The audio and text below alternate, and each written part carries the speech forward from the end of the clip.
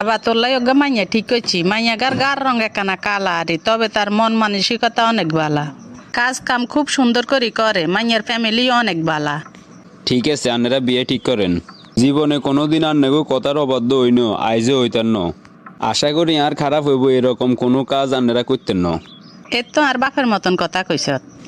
বিয়ে করানোর পরে আম্মু ডাইনিং টেবিলে ভাত বাড়ি রেখছি আইয়েন। আরে ফেরে শহর ডাক আইয়ের হুতর বোঝে এরকম চাইছি এরকমে হাইছি। টেবিলে খানা রেডি করে রেখছি যাও। আমারে ডাক দইয়ের হরে দি আইয়ের। আম্মুরে আগে দিয়ে কইছি। তাইলে ঠিক আছে চলো। আম্মু আনের আর কিছু লাগবো নি?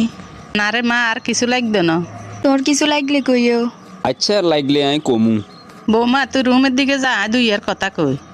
ঠিক আছে তাইলে আই যাই আনের খানার হরের ওষুধগুন রেডি করিয়ের। বাবা বৌমার মন মানসিকতা কিরকম বুঝলি তুই অনগা? যথেষ্ট ভালো। আচ্ছা ইগো মা আন্নের সেবা যত্ন ঠিকঠাক মতো করেননি গো। যেরকম চাইছি মনে মনে এইরকমই হাইছি।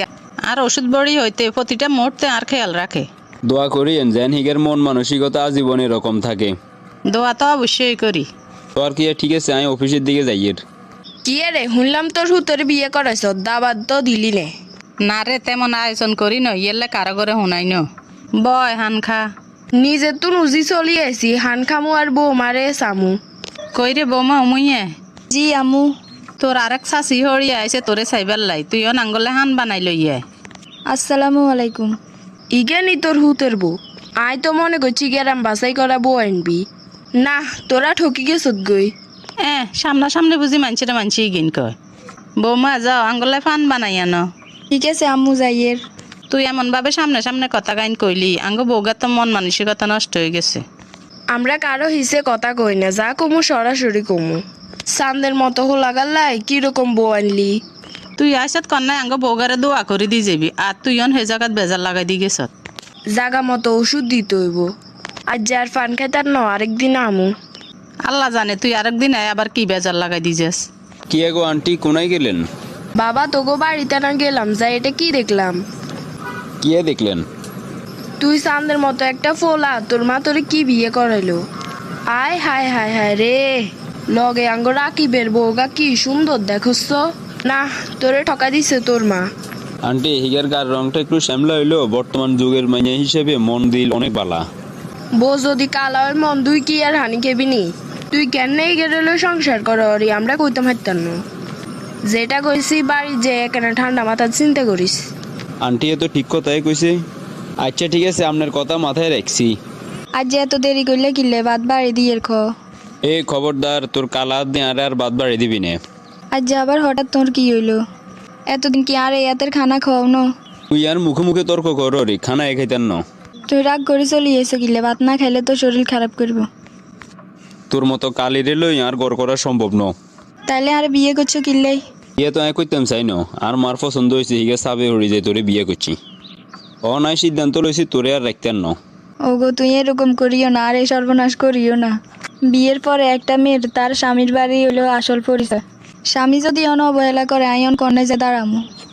তোর এসব মায়াদারি কথা খেমা দিয়ে বাড়ির তুন সোজা বাইরে যাবি। না স্বামীর বাড়ি তুই কোনো আনে যাইতান না। যাইতি ন মানে কত জোরে যাবি? তোরে বাপের বাড়ি চলে যেতে আমি বাধ্য করুম। কিসে রে তুই বৌমার গাত আতু ডেসত কিনলে? আর কোনো টাইমে যেন তোর এরকম অন্যায় না দেখি। একমাত্র আন্নের কথা রাখতাম যাই আমি কালামাইয়া বিয়ে করছি। অন্যায় লোক সমাজে চলতে মারিয়েন না। ব্যাকের বউ সুন্দর সুন্দর আর বউ কালা। হন বাবা যে এরকম মন মানসিকতার বউ হাইছত বর্গ গুণ যদি না থাকে তাহলে সুন্দর বদি কি এ সংসার টিকে নি। ওলারে মনে হয় তিয়ে বেজার লাগাই দিছে। কোনো মানুষের যুক্তিতে চলিচ্ছে দেখবি ব্যাকে ফার্ম দি গাছের আগা তুড়ে দিব কিন্তু কেউ টানি নামাইতো না। আচ্ছা ঠিক আছে আমি যা বুঝার বুঝি লইছি।